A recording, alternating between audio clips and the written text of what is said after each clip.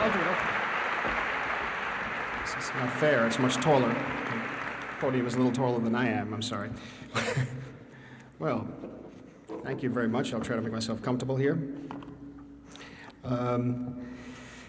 This shouldn't take too long. I'll try to make it as concise as possible. I'm very short. I talk very fast. So, should move. I'm going to have to do a lot of it by reading it, if you forgive me. It wouldn't be too long, I don't think. On the other hand, I do have a reputation for improvising. Some of you may have heard about that. If you haven't, some of you, I understand, even saw the films just by the sense of applause. Maybe not, but you might know what to expect, I hope. What I'd like to know, actually, is what I'm doing here. I mean, usually I just like to find out what I'm doing anywhere, basically, you know. But today, I find myself actually very curious about just what it is a movie director is doing talking to a college graduating class. Can't hear you. Faster and louder. And we leave the bigger general question to the experts and the critics. We're not necessarily the same people. So,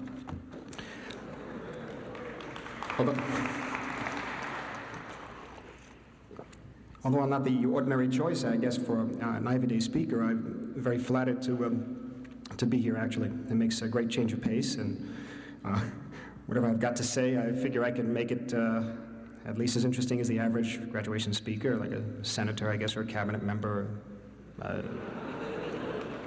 God knows what else. And when I got over being surprised and flattered by your invitation to come down here and talk, I started thinking about why you wanted me. Or did you? No, that's what I don't understand. Who didn't vote for me? I want to see them. Well, I figured it's because of what I am, like a movie director, quote unquote, and what I've done. So I made movies that have maybe gotten to you in one way or another. Either you loved them or you hated them, or you moved you in one way or another, scared you, made you angry. All of those things, hopefully. That's the best. Also, I guess it's because the word famous comes up. Maybe infamous. And to a certain extent, that may be true. And what really is interesting, however, is there's a certain amount of glamour connected with what I do. At least, what I do is usually seen as glamorous by people who aren't doing it, who don't have to go through the casual, kind of nightmarish process of making a film themselves. And more about that later. But if I'm only a little sure what you expect from me, I don't have any idea what to expect from you. More than that, I don't really have any idea what you expect from movies, and that's one of the reasons I'm here, actually, to find out in a way. Not that I'll find out in an hour, but maybe eventually. Maybe the best way to start finding out is for me to pass along to you in the few minutes that we have here together some of the things I've found out about movies in the past, or discovered, or learned from them. Some of you may think that you learned some things about me from watching the movie called Taxi Driver. I don't like to think about exactly what they are. You thought you learned about me from that. But you must keep in mind that Taxi Driver was written by Paul Schrader. Paul. And it was inspired by Jean-Paul Sartre's Nausea, and which I never read, and I never read any Sartre. And I have trouble reading, I'm sorry. No, it's true, I just had to buy a book called Nausea. Come on. It's you know, no, I'm sure it's very good. It's also right there. Also inspired by Notes from Underground by Dostoevsky, which I did read and I do like. At the same time, the movie has nothing very much to do with me, and a great deal to do with me. In total. A lot of people who saw that movie didn't understand it at all. A lot of them saw it obviously for the wrong reasons, that is the blood and gore. The usual. The blood and gore. And I signed the film, it says directed by. And that means I believed in what I was doing in the film. If you had a certain thrill watching the blood and gore, and if you did, well, that's part of it. You know? That's actually mainly the point. You try to find out what it is that thrills you inside, about those negative elements.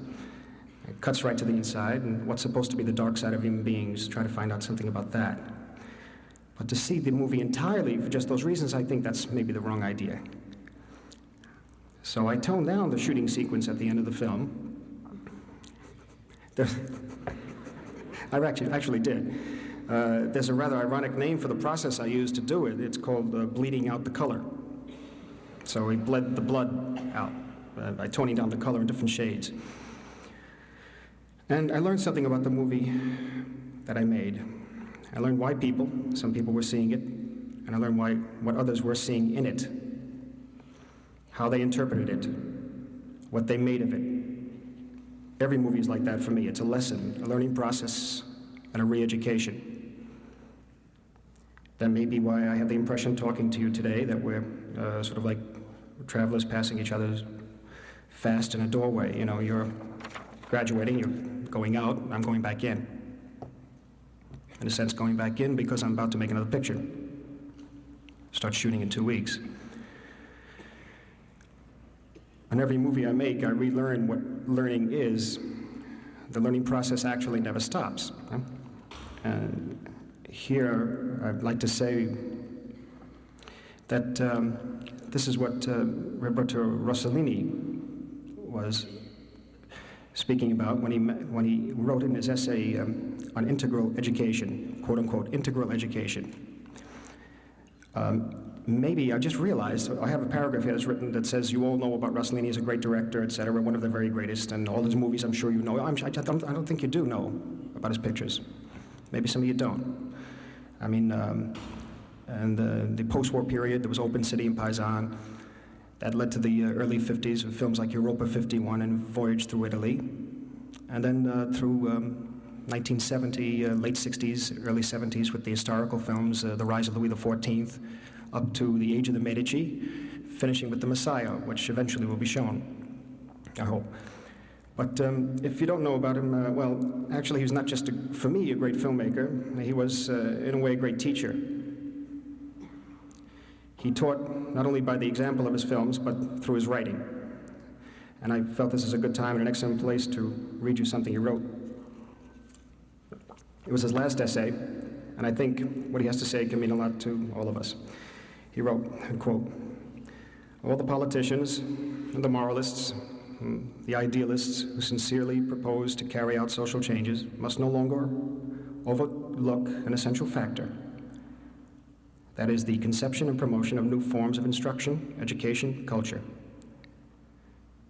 Every radical change, as is well known, presupposes the development of new ways of thinking, new, quote, intellects, unquote, new, quote, values, unquote, new cultural models to be affixed to the traditional ones.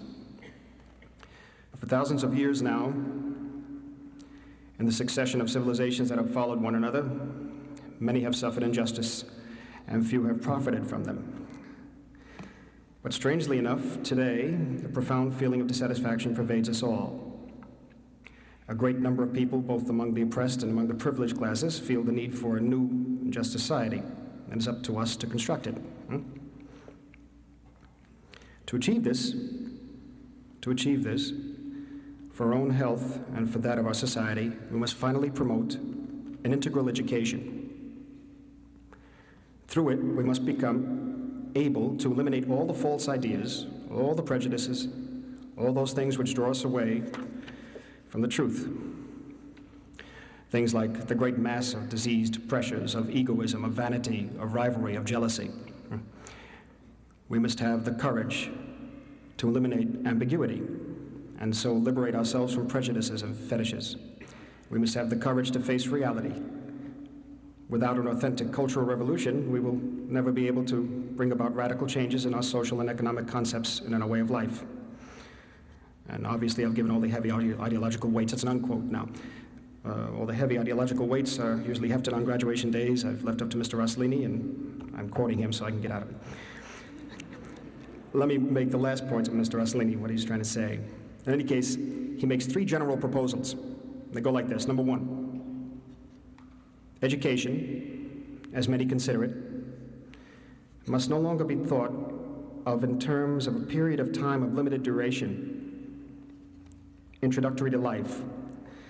It must be thought of as a component of life itself. The trade we really have to learn is the trade of man. And we can learn it throughout the whole course of our life, preparing and adapting ourselves to live, both us and the generations to follow us.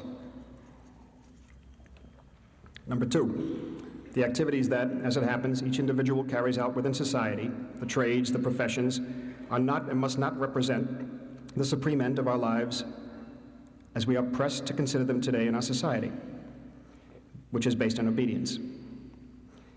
They must be considered contingent and civil actions. One must count as the existence of man as such. And the third, we must make it so that from the first moment in our childhood, when the desire to know is felt, it should be well satisfied, and thus it will stay alive. He finally adds, we must no longer conceive education as a proposal of heroic, edifying models. Every human being, if he is not harmed or confused or distorted, is in himself heroic and tends to be exemplary. We must take action by pushing ourselves tenaciously towards a collaborative human society. Starting from the obvious nature of small problems, we must be able to work up to the great causes, the historical ones, those which derive from our human, social, economic, political behavior. But it is useless to theorize. We must act. We must, at any rate, begin by helping ourselves to find an orientation, in a general sense, so as then to proceed to the development of new ways of thinking, always more rigorous, scientific, and hence always less, quote, emotional, unquote, less like the ones which dominate today. Little by little, as the culture models which we need to increase the use of our potential intelligence are built up, the new values which will lead us towards a greater collective wisdom will be affirmed. And in a way, he says, education shouldn't be considered education, shouldn't even be called education, it should be called an introduction to knowledge. Now, I think those are very difficult precepts to define. They're even harder, I think, to live up to. Harder even than living up to the high aesthetic standards Rossellini set for all of us. I think achieving the clarity and simplicity of his movies, together with all the emotion and the intellectual ambition he put into them, is something I can only hope to achieve. The clarity and simplicity. It's a very hard thing. The simpler it gets, the harder it is. Hoping and trying a little at a time to find the clarity and the simplicity of a scene, of a detail, of a character, of a person. It's part of what I mentioned earlier as the learning process each film gets me involved with, the beginning of the new one especially. There's another question too. What can film be part of this, quote, integral education, quote, unquote, that Rossellini talks about? In his essay, he says that it can. Film can be part of it. I think it has to be part of it. It must be part of it. Film and all its new permutations, its cassettes and discs and, satellite stations and laser and many, many things. Even holograms are tools that must be forged into weapons of our own spirit, or creative controls on our subconscious and our creative spirit. They have to work for us, really, not us for them. This is why, ultimately, I'm glad you saw the movie Taxi Driver here as part of your education, your formal education. Now, keep in mind the irony of that situation doesn't escape me. It troubles me a little bit, too, actually. It's more than ironic. It's really crazy, I think, that people are watching movies in a classroom. And my movies are anybody's, especially my movies. My movies are anybody's, actually. So you have to go to a classroom to see my movies. It's very strange, very strange. I mean, for me, it really is. How can anybody dare to see a movie because they have to? It's very strange, because they're assigned to do it. And you'd have to be really crazy to do that, I think. I don't know. I'm assigned to see this movie. What? What assigned? Go see a movie, enjoy it. And what you learn from it, you learn, if you need to. I went on to write here that I don't want Taxi Driver or any other movie of mine to become some kind of academic burden, actually. It's, imagine discussions in the future, people talking about God knows what, being assigned The Wild Bunch. The guy says, yeah, a great film. I personally love The Wild Bunch. The Wild Bunch by Sam Peckinpah. He says, that's nothing, I got Milton's Paradise Lost I have to do. Jesus, that's terrible, Oh, God, I gotta watch The Wild Bunch 15 times. Oh, my God, I mean, it's a burden. It shouldn't be a burden. The movies, when it's a different generation that are making films now, they were always very formative. They were always a very strong cultural force, part of me thinks that maybe it was better when movies were a cultural force behind our backs, when we weren't aware of the influence they were having, only the impact. When I was a kid in New York, we'd all say to each other, "You've got to see this picture," and we'd all go 3 times in 1 week to see the same movie, bring in new friends each time, enjoy it all over again, the same picture over and over again. Then later, when I was running around trying to get money to finish my first feature, and I started, quote, teaching, unquote, film. I taught people how to make movies practically, technically. Even then, it makes no sense because the kind of equipment we had was very, very antiquated. The minute you taught them something about a lens, it was obsolete. It didn't matter. I taught them how to use the equipment, and I tried to encourage them to put down on film what they wanted to say, what they honestly, personally wanted to say, not just the way I thought that they should say it. That's the only really important part of film school, that is getting to use the equipment. Especially if you come from a situation where you have no money to use equipment of your own, and you have no way of doing it. So the best make use of the equipment there. It's a matter of having, they said at one point, a philosophy. Somebody told me, he's now gone. He said, "You have to have a philosophy." I didn't know what he meant. I had no idea what he meant. Very often I'd see my old professor, Haig Manoogian. He would, a student would come up to him and say, I've got to make a picture, I've got to direct. And Haig would say, "Well, you got a script?" He said, No, I've got this terrific short story by Stephen Crane, I'm going to direct it. And it's going to be wonderful. He says, "Well, you have to write your own thing and you have to direct it yourself. It has to come from you. There's no such thing as somebody writing something and you're directing it and then somebody else editing it. It comes all from one person." And in a sense, that's why I always felt the best thing about the film schools, especially because there's so many today, the best thing about it is getting to use the equipment, getting to say what you want to say on film.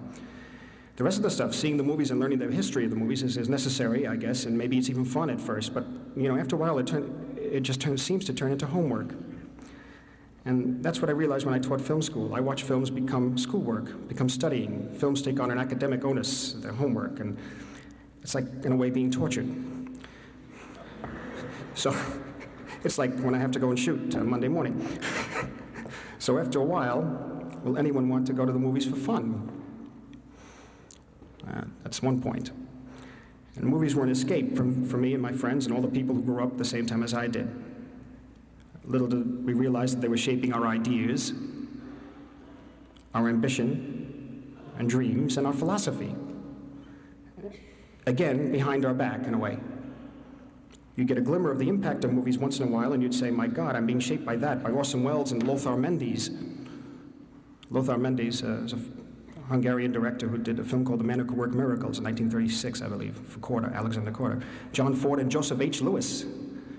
John Ford, some of you may have heard of. Joseph H. Lewis directed Gun Crazy. Howard Hawks and Tay Garnett.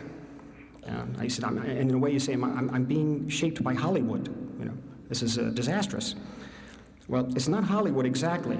It's more like certain aspects of Hollywood, or specifically ideas that you see in Hollywood movies. That, more importantly, ideas. And in Hollywood movies, ideas are really characters. So I find myself drawn time and again to the character of the so-called anti-hero, for example. What they call an anti-hero, I don't quite know what that means. It's a type of character, evidently, that's often been associated with the movies I make, or all the movies I make, really, and I sort of think back about where that interest might have come from. For example, why do I like a film called Pete Kelly's Blues? It's directed by Jack Webb. He acts in it. If you ever get to see it, it's rarely shown. Made in 1955. He's very much of an anti-hero. Very strange film, very odd. It took me a long time to realize that one of the reasons I love Michael Powell and Emmerich Pressburger's films, those the team that wrote and directed and produced The Red Shoes, The Tales of Hoffman. I guess, again, I'll be mentioning films that you may not have seen, some of you. A film called I Know Where I'm Going. It took me a long time to realize that one of the reasons why I love Michael Powell's films is because they deal with people who would be considered highly unsympathetic. Unsympathetic, that is, to most people in most situations. But you're drawn to these people. They get your sympathy or empathy because Michael Powell can make you understand them. And it's not a lesson. You don't go out saying, "I understand that man because A, B, C, D, E." No, somehow something happens and you empathize or you sympathize. It's not a matter of sentimentalizing them either. That is, you don't have to have the character go over and feed a turtle or pet a dog. You know, he says, oh, he's good because he pets a dog. You know, that's so what? Yeah. But you really understand him in a deeper way, and you identify with them. He can show you why they are compelled to do what they have to do, and that makes them human. Of course, that makes them like yourself then, right? You can follow me and then follow this process of fascination with the anti-hero all the way down the line, practically into the present. I mean, me meaning my films, through Mean Streets and Taxi Driver, down through New York, New York, and out again, Raging Bull. And that's what I mean, or part of what I mean anyhow, when I talk about being influenced by Hollywood. Not about the dreamy star culture of Hollywood, more like the icons and anti-heroes of Hollywood. It's striking, too, that I can backtrack into my past and bring it to bear in one way, and think that I've understood something or satisfied myself, that I've understood something. Then other people will see a movie I've made and understand it in a totally different way. That's rather shocking also. But maybe not for the reasons you'd think. It's shocking because that kind of understanding can be just as legitimate as my own, for my own reasons for making the picture. This happened with Raging Bull, especially in the recent case. I happened to travel around well, I went from New York to Tokyo, wound up back in California somehow, I don't know, so I guess it was around the world with it. From England and France to Italy and Japan with the film, and also with a lecture that we try to give on the preservation of video and film materials, and we try to get international support for it while we were there, in these many different places. But getting back to Raging Bull and the aspect of this sort of moving around with the film, I became very surprised because people everywhere would use certain key words when they described the film. I never met these people. I never used the words in the film either. And you know, this is one of the reasons I'm here, because you have to take it or leave it. What I say about this picture, Raging Bull, what I'm going to say now is what I intended to put in it. But I didn't put it in a certain way. I didn't put it in and say, this is what this film means. I have no idea. It's something I felt that had to be. And yet, when we went around the world, there are people that I never met before who used certain key words that were not used in the film, and certain scenes which wouldn't really reveal this sort of thing. In fact, I was very concerned about it, that it maybe be too much, it'd be too little, wouldn't reveal it. They would talk about the LaMotta character, Jake LaMotta's character, as redeeming himself. For me, it was clear to me that they understood the picture then, even without my having said anything to them about my own feelings and ideas about the movie. Some people would say very matter-of-factly, oh yes, in the scene in front of the mirror he redeems himself, and his salvation, of course, comes in the scene where he, you know, and I had never met these people. It was very strange.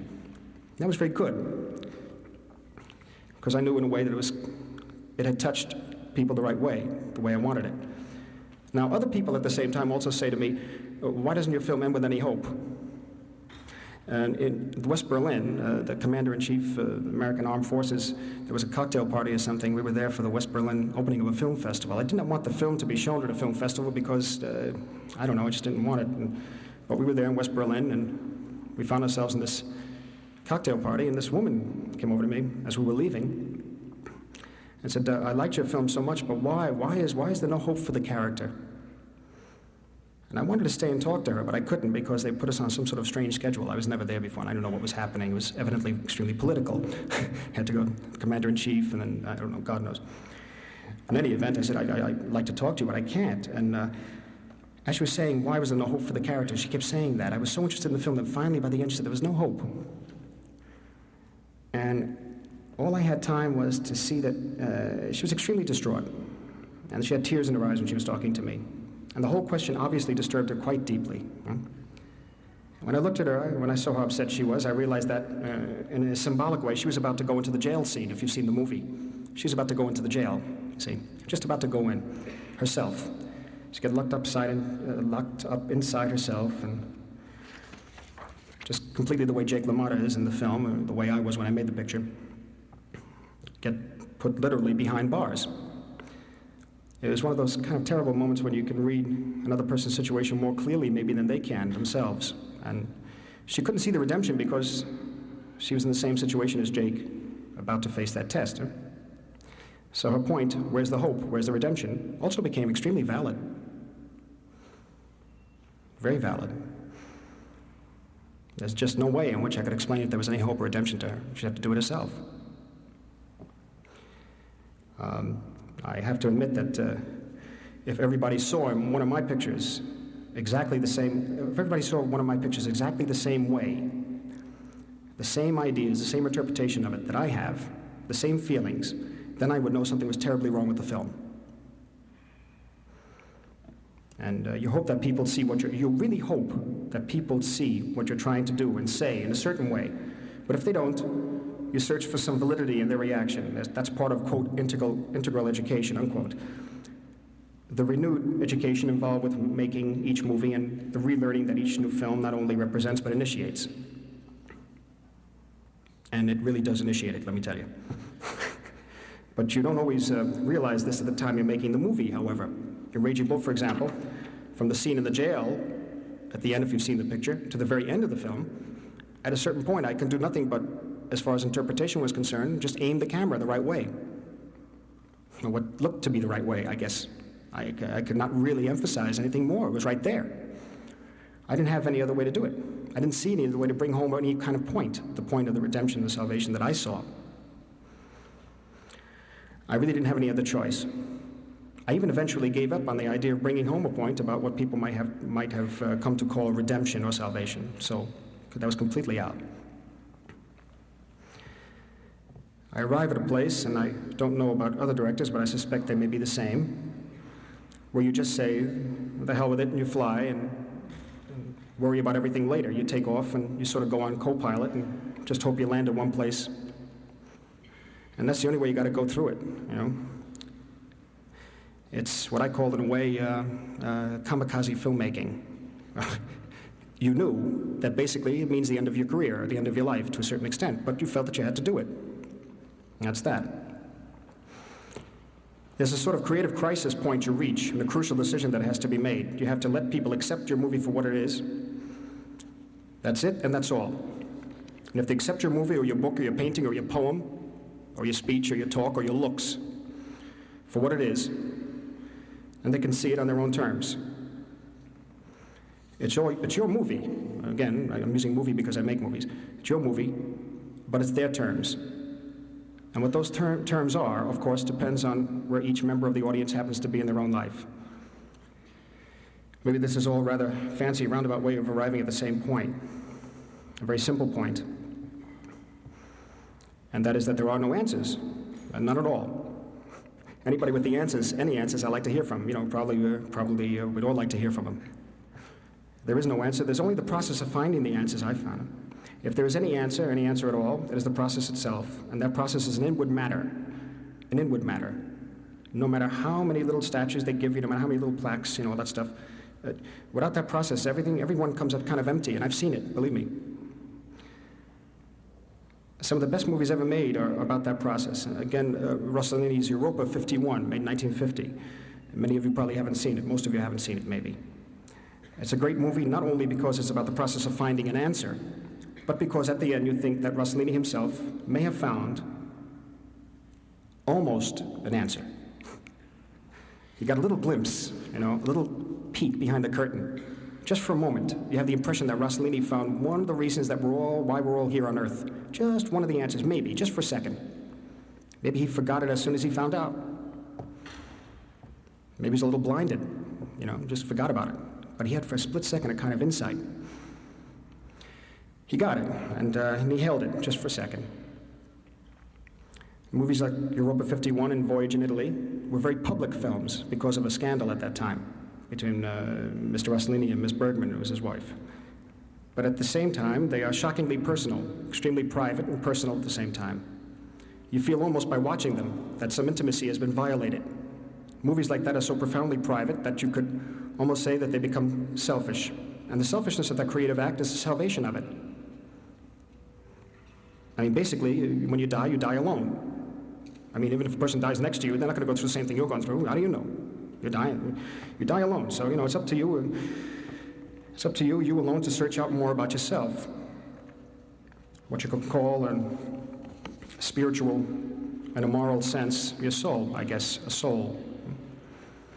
We all have to try to get over the idea, too, that Searches like that should be popular, or have to be popular. We have to wrestle down this idea of winning, the particularly American idea that going for the gold is the same thing as winning and as succeeding or breaking through. Many of Rossellini's films were never even shown in the United States. Europa 51 played in New York for 4 or 5 days, was never reviewed. And that was because of the scandal, I guess. But it was just never reviewed. It was finally shown last year at the New York Film Festival properly. The distributors, who have been a little desperate and certainly had ideas and definitions of success different from the ones we're talking about here, changed the film's title to No Greater Love. And it was not reviewed, as I said, and when it was reviewed anywhere, it was of course reviewed badly, and it did play only for about 4 to 5 days in New York. And it was a total disaster. But it's not the end of the story, because audiences have started to rediscover the film, as I said, in the New York Film Festival, for example, last year. They started to see after nearly 30 years that Mr. Rossellini's search for answers may not be so different from their own. So by any conventional measure that the movie business understands, Europa 51 was not a success. But we can't let ourselves be guided or influenced by such ideas of success. It is one of those, quote, false ideas, unquote, that Mr. Rossellini said draws us away from the truth. You have to fight for the freedom always to get closer to that truth. And I really have a feeling you're going to have to fight for that freedom very strongly to get closer to a truth. In whatever way you have to. And one of the things that you have to fight against is the idea of winning. This wild kind of crazy goal-oriented notion that wants you to think you've made it because you've broken through and you've become a success just because you've got some strange statuettes to kind of hang around, and look at. That way of thinking really has to be changed. And it's going to take a lot of doing, of course, and maybe it can't be done totally, obviously.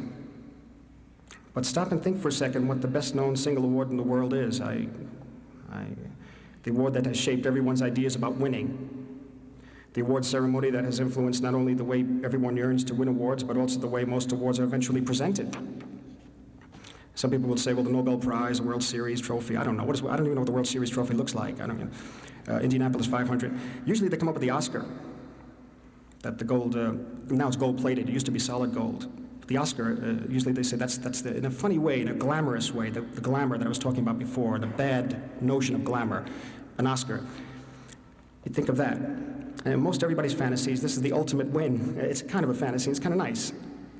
And I wonder if men who win the Nobel Peace Prize are a little disappointed, just a little, that when they show up in Stockholm to get it, they don't have a chance to wave it around for a television audience of 250 million people, and thank their wife and their mother and their agent, managers, whatever, everybody who's gone through there, I'd like to thank. I wonder, I really don't know. I don't know. But I've got my suspicions, honestly, about it, because it is very much, the Oscar is behind very much the glamour, the point of glamour I was talking about before in Hollywood. The Hollywood glamour in the wrong way. The point is, in a way, that we've got to remember what matters to you and your own life. To continue on with Oscar, everyone's dream award, for just a moment more, with the Oscar. They're very good to have, Oscars, actually. You must face it. It's not just to fancy up any living room or to give your parents something to brag about. They are very good for business. This is a very, very basic economic fact. They're very good for business. In fact, actually, I wish I'd won one. In that sense. I wish Raging Bull had won more that night, actually. I was very surprised it even got there in the first place. A movie wins an Oscar, it earns more money at the box office because more people come to see it, you see. It's not just Hollywood that believes in the Oscar. The more people who come to see a movie, the more money comes into the box office, and that money buys you, as a filmmaker, a kind of sense of freedom to make the next movie, or if you're lucky, the next couple of movies, or unlucky, as the case may be. More or less just the way you want to make them, with nobody telling you how to make them. And that's the most important thing. And that's really all that's important. That money, in a sense, helps to pay your tuition. So you can keep making movies. And that is to keep learning more. Otherwise, such a win is empty. Such a victory is meaningless. I saw my 4-year-old daughter afterwards, after the Oscar show, and I asked her, did you see the Oscars? Did you see me on television? She says, yeah, it was boring. I said, yeah, I know. Hopefully not as boring as a speech, but I'll get over it in a minute. I said, yeah, it was boring. I said, well, what did you think? Well, I saw Bobby win. I said, yeah. Did you see Thelma win, who was my editor? She goes, oh, yes, yeah. And she said, and you saw me, yeah. She said, yeah, but you didn't win. No, we were there because I knew. Yeah. And we both were quiet for a second, and she's 4 years old, and she looked at me and said, what does winning mean? So, I really tried to explain. I couldn't. I mean, when you see there's 5 guys nominated, and then it doesn't make any sense. What does winning mean? I don't have the answer. I told her that it was all right, and that it didn't really matter, and it was hard to tell what winning meant beyond just saying that maybe it could make you feel a little bit better for a little while, a very, very little while. And but for my 4-year-old daughter and the millions of people who pay to see a movie because it has won an award, and for millions and millions more who watch the awards being handed out every year, they all seem to be reliving their hopes and dreams and the defeats vicariously live from the Dorothy Chandler Pavilion. They all are prisoners of a certain kind of ambition that they see mirrored in this yearly masquerade, which can be fun at times. There may be a way, there just may be, to make a film that will cop the ultimate win.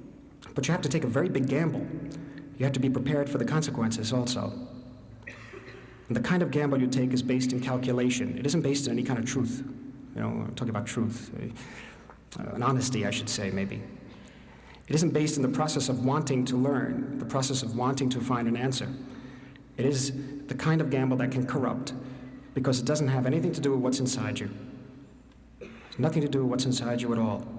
And if it does, it has nothing to do with the part of you that's best, that's the strongest. It has nothing to do with your soul. And that's the main thing, the main point to learn. It's that way with the business of movies and the art of movies too. It's that way with every business. Everybody's in show business, everybody's a star. It's a song by the Kinks. It's another 60s group. Realizing a little older here. But where do you stop? There's only so many stops you can make. What I mean by stop is, where do you stop in this winning game, in this situation? Where do you stop? A stop doesn't mean just coming to a stop physically by stopping to walk. I mean, some people have to stop by dying or getting close to death. I stopped several times, and the bad parts of my life. Elvis Presley, he stopped quite succinctly. And maybe that's lesson number 1, day 1, class 1 of integral education. You've got to learn where to start and how to stop. And for your own sake and safety, for your own soul, how to stop short, really stop short once in a while, not to push yourself beyond the point where you've stopped 3 times and by the 4th time you can't come back. And the last point about Rossellini, his words, quote, education must no longer be thought of in terms of a period of time, but as a component of life itself. The trade we really have to learn is the trade of man, unquote. Now, if there's one thing I can tell you for sure, is that this is no easy situation. There are times you think you're going to be in school forever, and there are times when you get fed up or just bored, completely solid. For instance, right now, there's no particular enjoyment in the filmmaking process for me. Maybe a little bit when I'm editing, I enjoy that. But I really don't enjoy the filmmaking process at this point after having made Raging Bull. It's almost as if we did it. I've had it. But when a director is actually shooting a film, when he's down there every day with the crew and the actors, it may all look very social and very exciting from the outside, and it is from the outside. Sometimes it gets to look a little that way from the inside, too. And maybe that's when you should watch out. It seemed very glamorous when we were doing New York, New York. Glamour went with that kind of film, a very strong musical fantasy, although it wasn't entirely fantasized. All the things that glamour takes in, that's what went with New York, New York. More money, a lot of prestige, a lot of expectation, scandal, everything that you can imagine Glamour incorporating, that movie had. And when the movie came out, it lost its glamour in a big hurry because it wasn't the picture everybody expected to see. I was doing something else. I was making another kind of film. Certainly to my way of thinking, it was never even finished, and probably shouldn't be finished.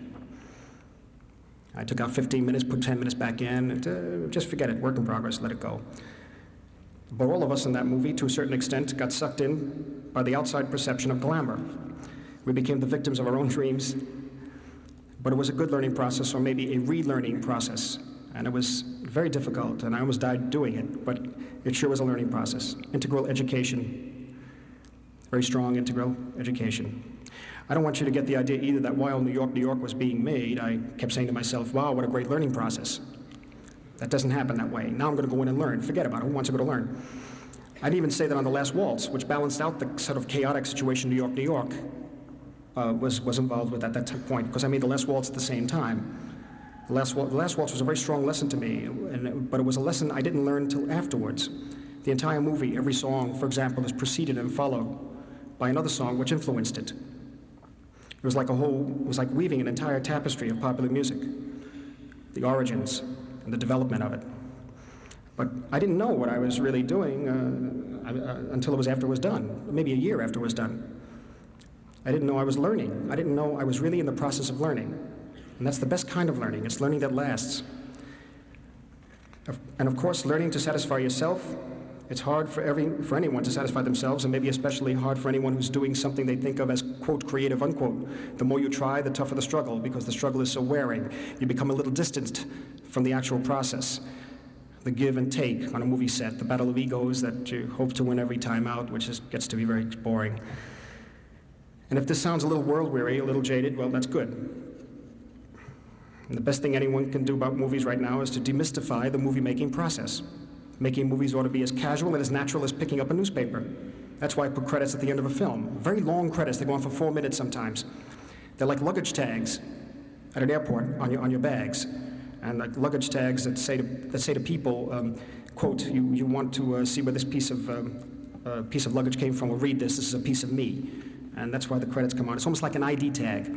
Jean Cocteau said somewhere at one point, quote, movies will never truly be an art form until the materials to make them become as simple and as accessible as a pencil and paper, unquote. Video will play a big step toward that, another big step toward that big goal of having all the materials you make, what you want. Let me repeat that. Video would be another way of having that gigantic step toward the goal of having all the materials you want to be able to make them work for you, not for you to work for them, as I said before. So you don't have to rent them or go begging to a studio. In this case, my latest film is an independent film, totally independent, which means it's not tied to studios, which is extremely complicated and is very boring. It's easy to get distracted along the way by other people, different goals. You're making a movie, and the producer says to you, hey, you've just asked for 100 extras. I can get you 250.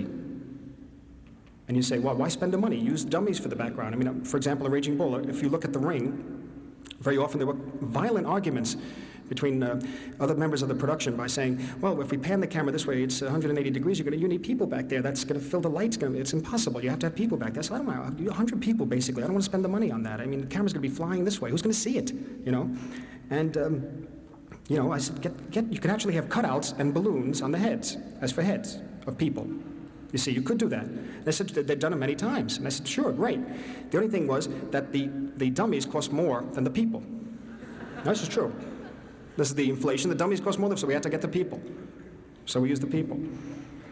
And it's totally mad. So, you know, you take the 250 people, which means you have to feed them, dress them, do a whole thing, and you become tangled up in kind of logistics and planning and decisions about dummies. I mean, it's totally insane. And it saps all your strength, and it keeps you further from that truth or that honesty that I was talking about, trying to stay simple and clear inside yourself. You want to get to the point where you say, quote, who cares how many people there are going to be? It's not important. They're all out there lost in the darkness anyway. And it's true, they were. Rossellini thought that the new technology of tapes and discs would make his vision of a world of integral education just a little closer to reality, and he was right. It's already bringing it much closer. In fact, as I said before, satellites in so many different ways, so many different things I've seen around the world now, it is much closer. Your living room can be the best movie theater in the world, and with a video camera or a little Super 8 movie camera or even a Polaroid. I've taken over 3,000 Polaroids, and that's the actual film itself. You can make the material teach you. You utilize all those things to learn something about what's going on, to learn something about what you're doing and where you should be going. You have to give a lot of yourself, in any case, no matter what you're using. Whether it's a Polaroid or a pen, a videotape, or plaster, or paint, or anything, you still have to give a lot of yourself. And through learning yourself, you help other people see. Now, people can either learn the lessons or reject whatever's being said. That's their choice, but at least they can see. And in the case of my movies, I hope you can feel as well. and maybe pick up some sort of individual portrait of me. It may be made of information and misinformation, true and false impressions. But I hope it will be vivid. And if you're doing your job, if you learn your lessons well, then part of your portrait of me will be colored by shades of your own life, what you've experienced and what you've learned. The process of getting the goal, whether it's making the film or later understanding the film, is the best time you'll have. It's what I enjoy most to this point, this day. Setting a goal again, the joy and pain of reaching it or not, the learning and then the unlearning, that's the fun. You learn about religion and about politics and history, all refracted through your own consciousness. It's like a prism, different colors. So when I finally get down to making the film, the movie becomes a kind of elaboration on what I've already learned, an integral elaboration. Therefore, an elaboration of integral education. So we're back since that door back out there again. You're going on, I'm coming back in. I'm making a movie in a couple of weeks, a small picture, quote unquote, about a couple of comedians. Later on, I'm going to make a movie about street gangs in New York about 140 years ago, 1822 to 1865, draft riots, I guess. And a movie about early Christianity and things like that, as many as I can, I guess. So it looks like I'll be back in school for a while, and let me know what it's like on the outside. If you have any answers, don't forget to let me know. Thank you.